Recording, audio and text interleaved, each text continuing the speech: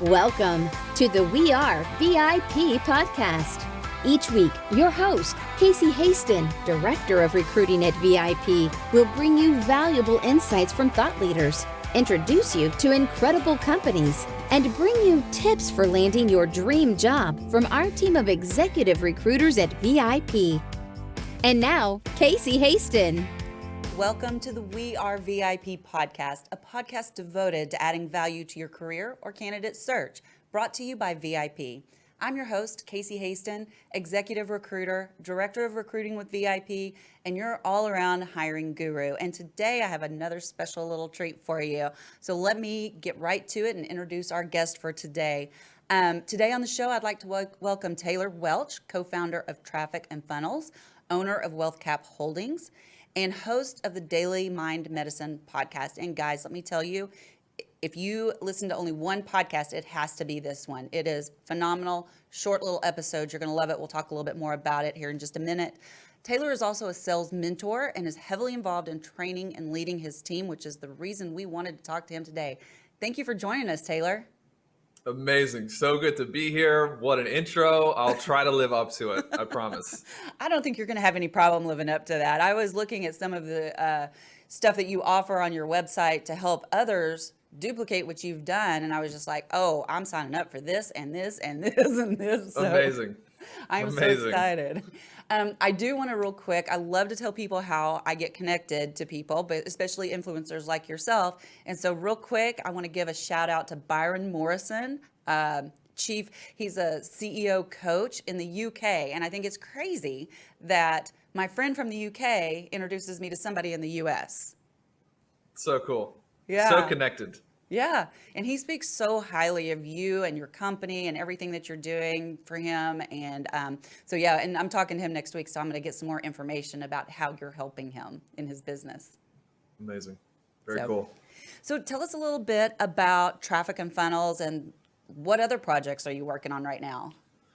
Yeah, we are busy. Traffic and Funnels it started as an agency just to help people grow their consulting businesses. And me and my business partner, Chris Evans, he's in Charlotte out on the East Coast. We connected and we just started it pretty organically. We were on different sides of the business. I was doing copywriting and creating funnels and a lot of the conversion infrastructure, and he was running paid traffic. And so we were like, let's team up, let's partner together and help more people. So we did that, and it began to grow. And there were challenges, a lot of challenges at the beginning, still are challenges today. It's like kind of the secret to getting what you want is anything worthwhile is going to challenge you a lot. But today the company is probably 60 employees. We have headquarters here in Nashville. We have overflow headquarters in Charlotte.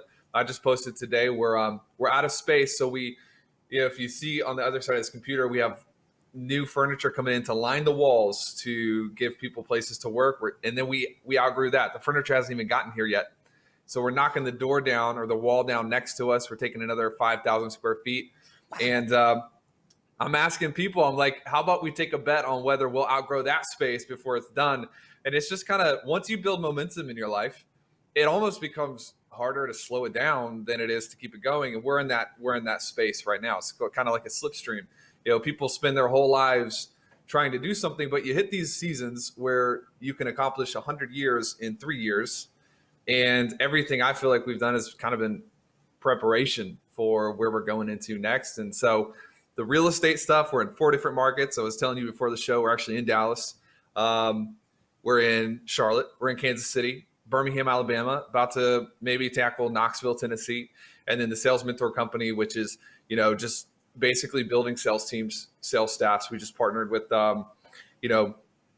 some entrepreneurs, Dean and Tony, who they wanted us to help come in and help them train their sales staff as well.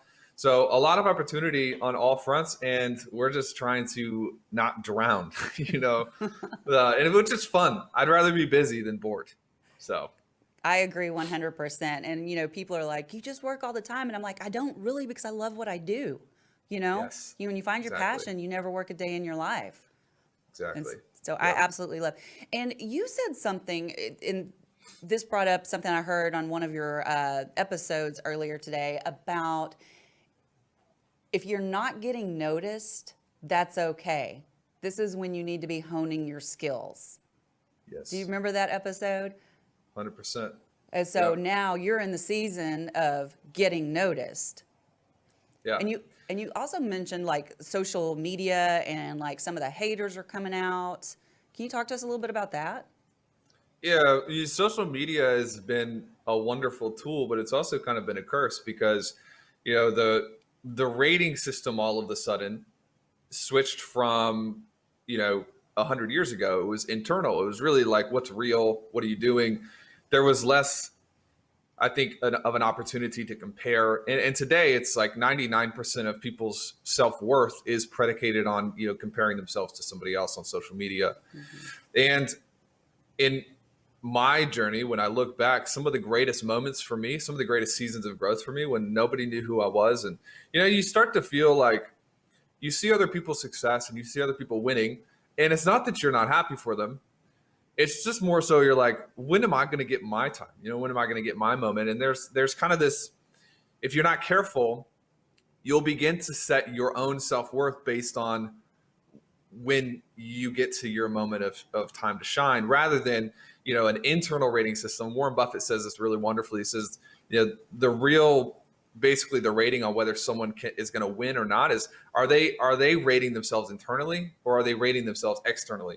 He says, ask yourself this question, like, would you rather be a good lover, but everybody doesn't recognize that you're a good lover? Or would you rather be a bad lover, but everybody thinks you're a good lover? And it's kind of an odd thing to put yourself in those shoes, because it's like, well, in that context, I'd rather be actually good and real. Like, who cares what everyone else thinks? But in business, a lot of times we would actually rather have the perception of being rich than to actually be rich. We'd rather have the perception. We'd rather be recognized. There's also an interesting study, and I'm going on a tangent a little bit because this is like a passionate topic, but they actually have polled thousands of people, and they had made them answer this question. If you live in a city where everyone makes 80,000 and you make 100,000, that's option A. Or you live in a city where everyone makes 300,000 and you make 200,000. Which would you like? And people predominantly chose the first option, which means that people judge their success relative to the success of those around them. They'd rather make less money if it's more than their neighbor, And I'm like, man, that's something weird. There's something wrong with that. So early on, I started trying to kind of rewire the way I thought, so to speak. And so even among our sales team, you judge a win or a loss based on whether you did what you said you're going to do, not based on the sales, not based on the numbers. It's internal scoreboards. And if a person gets this, they wipe the floor with everyone. They just become dominant forces because they're disconnected from the outcome and they're just plugged into the process. Does that make sense? Oh, that was so much information right there. And I know, love sorry. that. No, it was great. And I love that your philosophy, is so aligned with mine as well. And I tell people, my team, when I'm training all the time, I'm like, if you give value first, the money will follow. Yes. It has to. And so it always does. And but I love what you said so much there, but being disconnected from the outcome. If you did what you said you're going to do, you win. Yep. Whether you lose or not. So that's brilliant. Brilliant. Yep. I think I'm going to take that quote and put it up on my computer or something. Love it. Come on. So as an entrepreneur, you often take part in building teams from the ground up. How do you scale a company while maintaining a skilled and knowledgeable workforce? Such a good question. And it's it was such a hard thing for me to learn. Because it's hard to learn this in school. It's hard to learn it from a book because it's one of those areas where you can know the right thing to do, but it's so hard to do it in reality that I had to learn it the hard way. So, I tell people now, we have an event tomorrow. Actually, we've got clients in almost 100 countries, all over the place, all over the world. And, what I tell them when they ask about team is there's different levels of outsourcing. And level one is kind of the first stage where it's like, I'm going to start outsourcing activities. I don't want to clean my house. I'm going to pay someone to do it. I don't want to mow the yard. I'm going to pay someone to do it. People do it in their businesses too. You know, I'm going to hire somebody to do admin. I'm going to hire somebody as a personal assistant. They're outsourcing tasks. And you can, another way to say it is they're outsourcing their hands. They're outsourcing the work of their hands. The second level is you begin to outsource decisions. So we're not outsourcing our hands, we're outsourcing our minds now. We're paying someone else to think for us on our behalf. And the way that, you know, you can scale outsourcing work, but you're going to always have this arbitrage between like the quality of the work, because you're not the one doing the work. The only way I've really found to be able to scale while holding quality standards is you really teach people to think as you think. You teach them to make decisions. You can pay anybody to come in and mess with Salesforce, or to come in and take phone calls for you or whatever. But the next level of leadership is really bringing people in and teaching them how to make decisions. And I've learned that some of the best ways to teach people those decisions is to allow them to make mistakes. So when people come in, we actually tell them, well, I trust you enough to make the wrong decision one time. You don't make the wrong decision over and over and over in one specific area, because that's a you issue at this point. But entrepreneurs, like, we were allowed to make mistakes. We did 1,000 things wrong. You know, that's how we learned. That's how a child learns. I have a 1-year-old daughter, and she's learning how to walk. It's amazing. She walked for like 7 feet yesterday, and by herself, we just lost it, you know, like so excited. And then she just crashed into the side of the wall.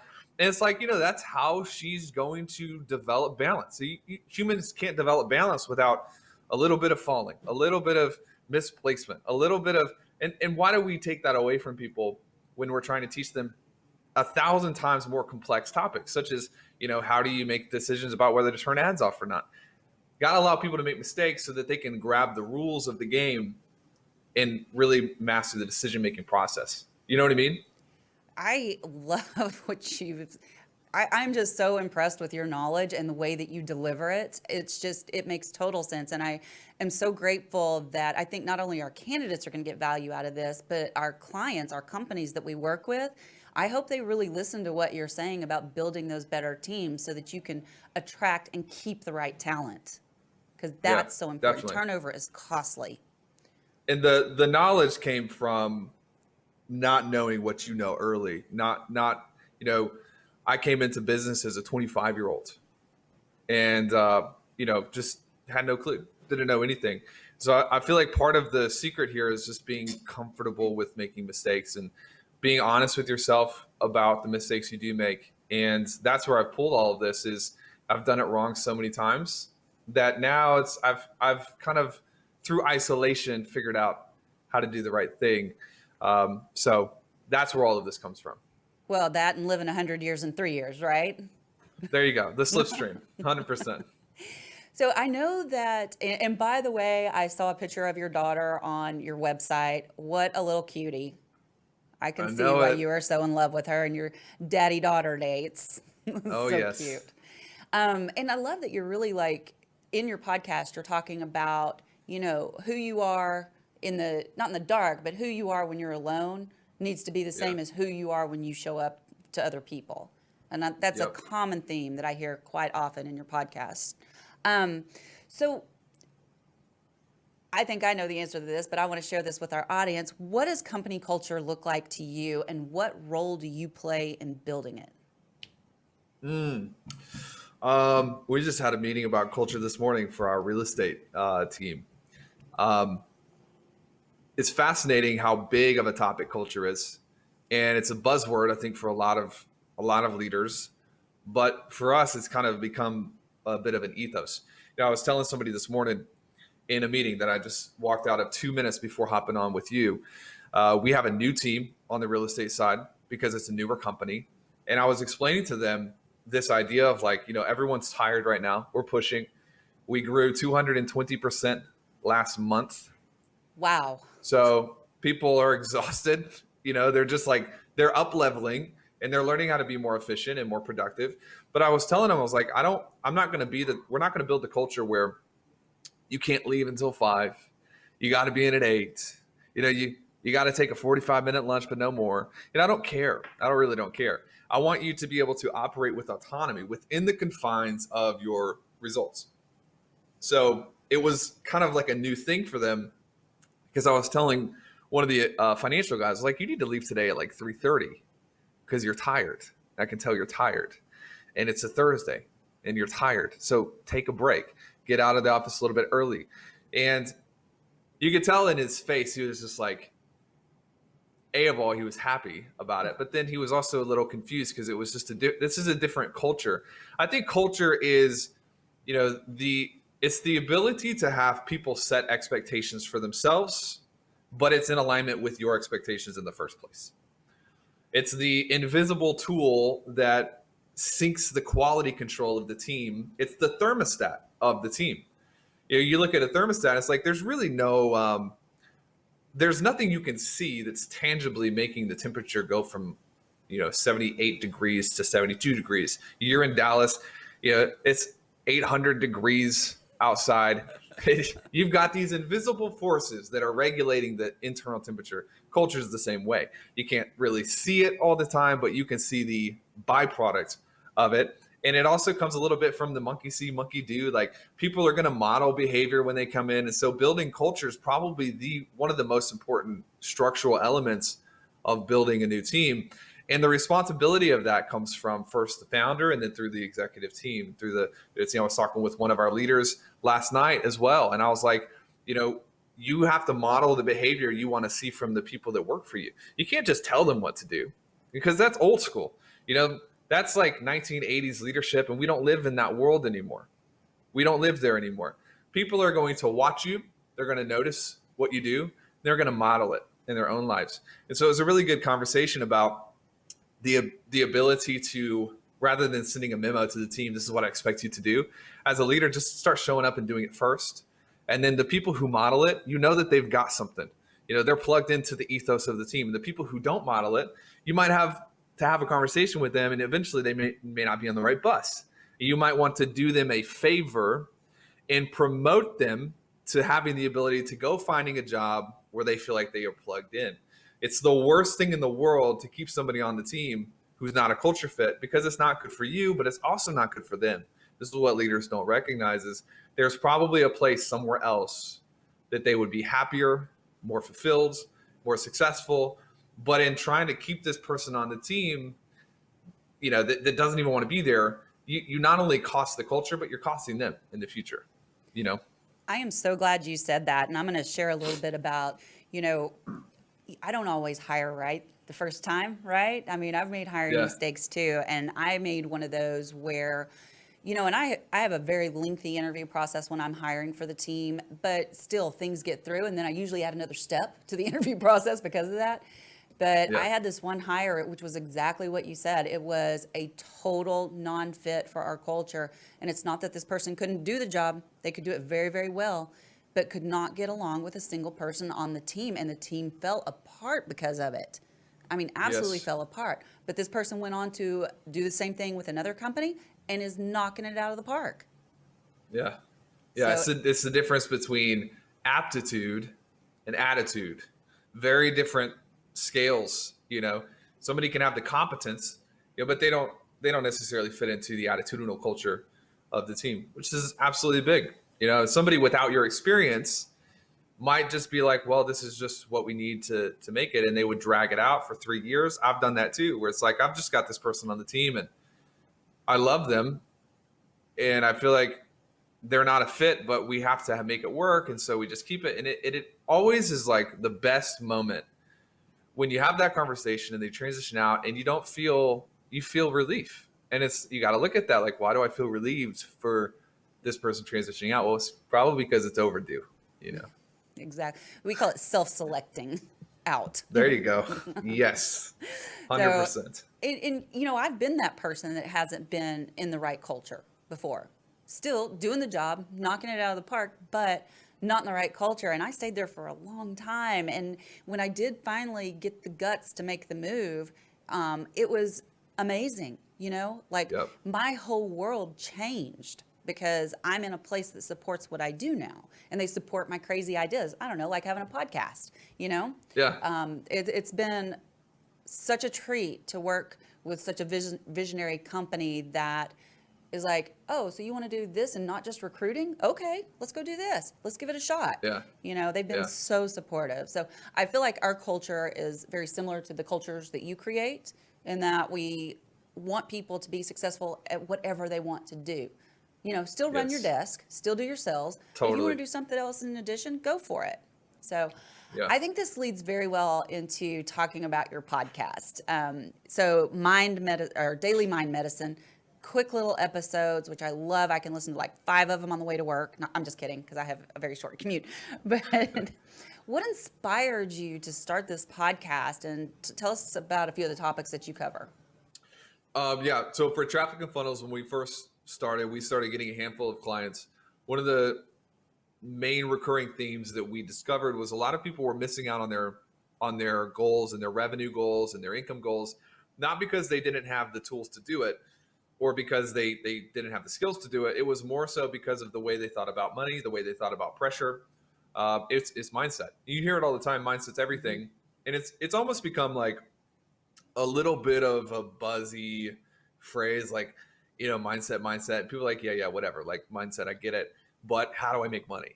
And it's like, no, you're not listening to me. Like it's how you think about yourself, how you think about money, the things you're willing to tolerate in your life. Everything comes down to a bit of perspective, right? And a bit of like, what's your mental grid? And so we started doing these calls in Traffic and Funnels called Mindset Mondays.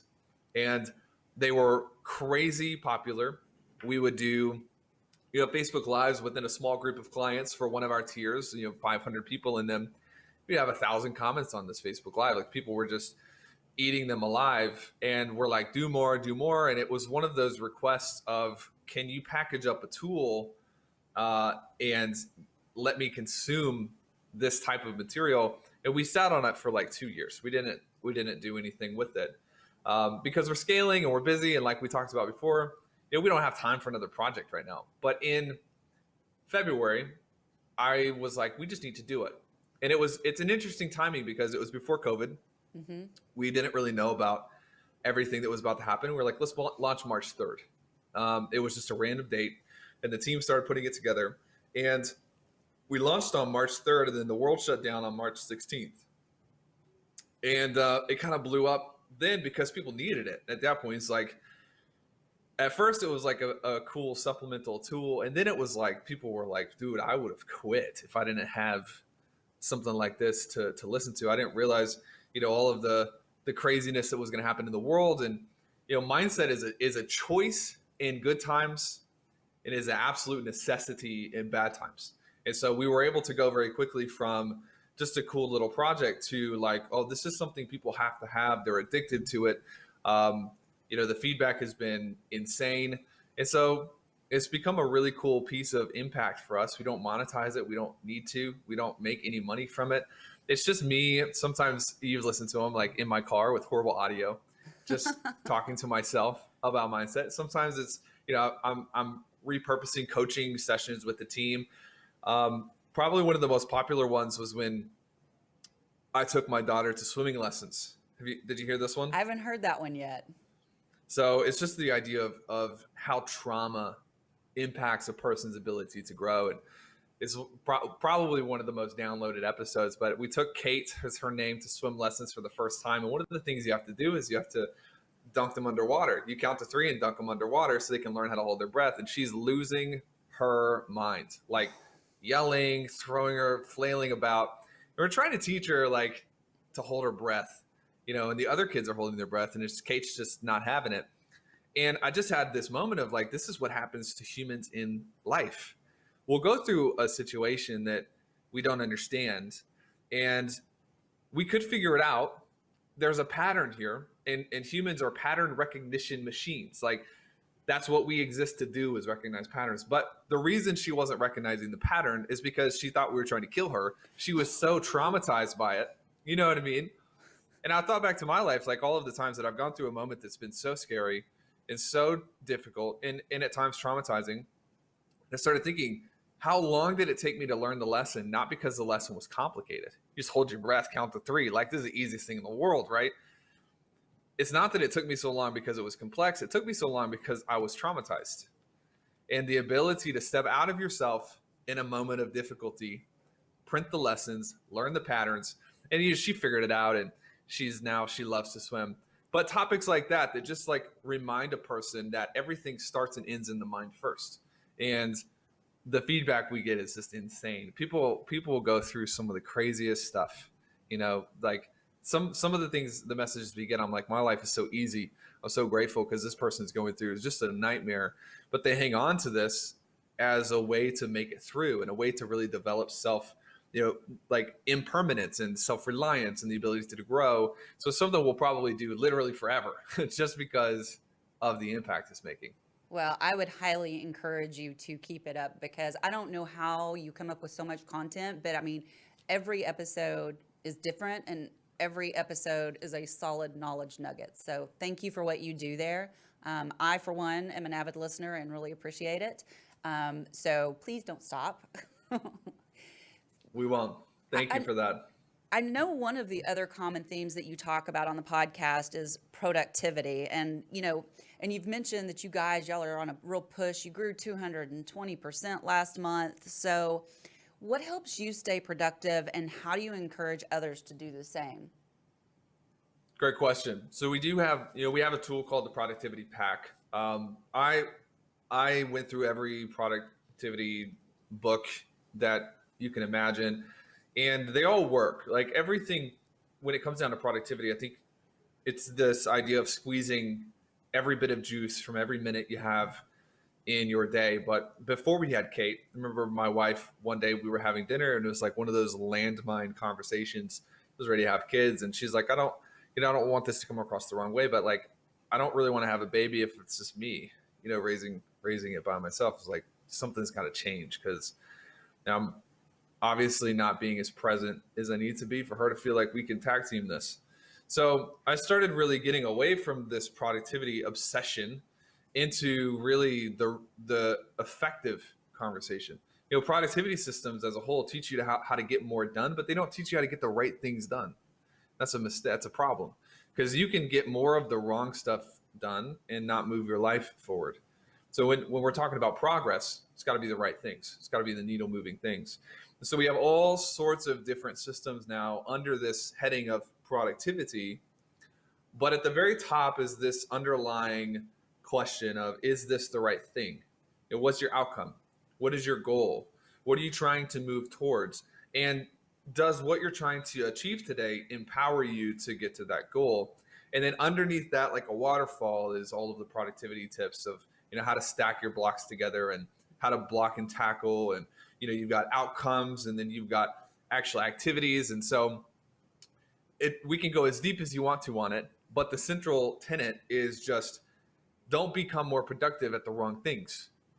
Make sure that question is answered first, because if you use productivity as a tool for your life, it might move you backwards. It's got to be used as a tool to get the right things done. Does that make sense? It absolutely does. I love that so much. And, I think that for me, because I've recently had to have that conversation with myself, because I had so many things going on. I was like, well, I'm doing this and I'm doing this, and look at me, I can do this and this. And I was hitting burnout, and I had to really evaluate which tasks and which things that I was pursuing were the most important to me at that time. And I ended up having to give up something that I really loved, but I felt okay doing it so that I could be better at these other things. So 100%. So as an entrepreneur, I'm very curious, what is the scariest challenge you've had to overcome, and how did it help strengthen your skills today? Probably the scariest thing is losing people. Yeah. The idea of investing into a staff member or a manager or a right hands, type of individual. And this has happened to me probably 5 or 6 times when I've brought someone in. I've invested a lot of time and a lot of resources into them. And like really, if you think about it today, like my hourly rate is around $18,000. an hour because I run companies. I'm not billing clients per time, but I'm looking at the money that I'm extracting out of my different developments. And so when I invest 10 hours into someone, that's a significant amount of money. It's a significant amount of opportunity costs. And this has happened a couple of times in the like 2018, 2019, where it's like I would invest in someone and then it wouldn't be the right fit. They would leave and start their own thing. And it just was something I had to really work through. And because the first instinct there is I've been taken advantage of, I've been used or whatever.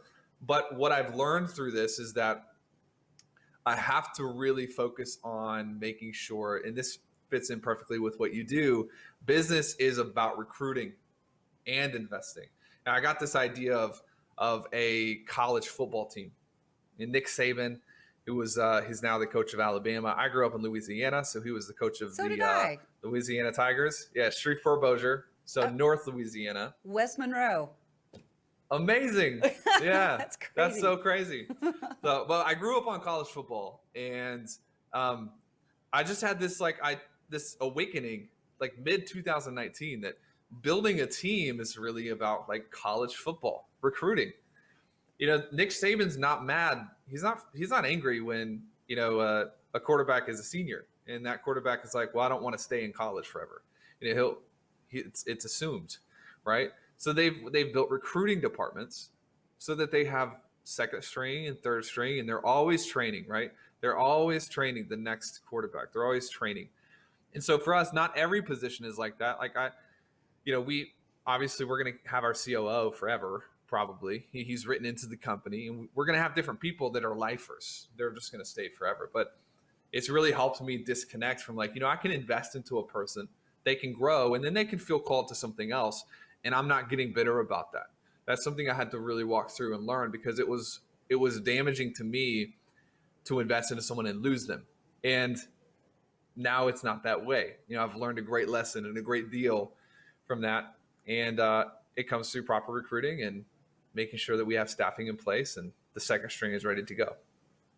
I love that.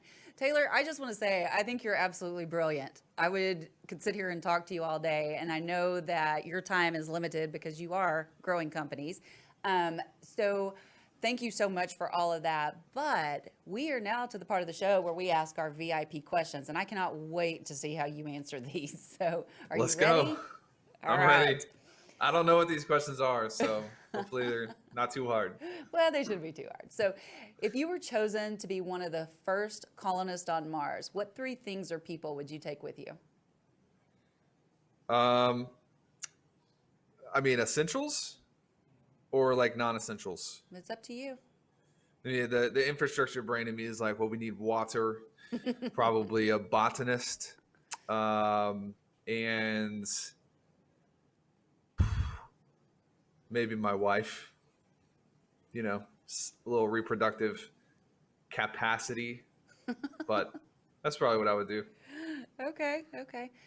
And I'm very curious about this answer. So what is one thing you do each morning to set your day up for success? I read through what's called my morning formula. This is the version of myself in the future that I want to become. The reason that it takes people so long to upgrade is because identity is never static. It's always fluid. You're either moving forward in an identity or you're moving backwards. Now, I noticed early on that if I don't decide who I'm going to be, then my day will decide who I'm going to be. I've got to decide it early on. And so the version of myself that I read through, I actually describe myself in a Google Doc. I describe myself where I want to be, with the net worth I want to have, with the team I want to have. And as you do that consistently, you'll notice throughout the day, instinctively, you'll start making decisions as if you were already that person, which ironically enough is actually what creates it. So that's what I do every single day in the morning. I love it. That is brilliant. I love that you have a tennis ball. Do you have like a lot of nervous energy? It keeps me, I'm a little ADD at times. I love it. Okay, my final question.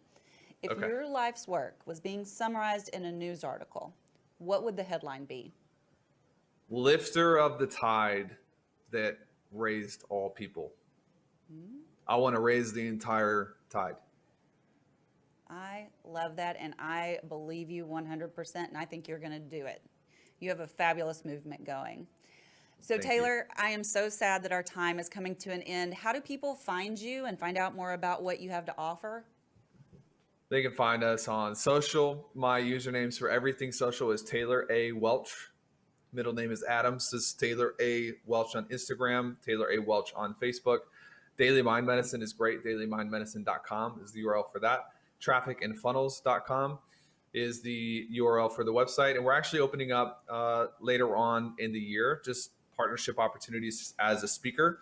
So Gabrielle, who you met on our team, is booking a lot of those events. So people can go to trafficandfunnels.com/Taylor Welch and get just the opportunities there if they want to see me live or get me out at their event. So a couple different options for you.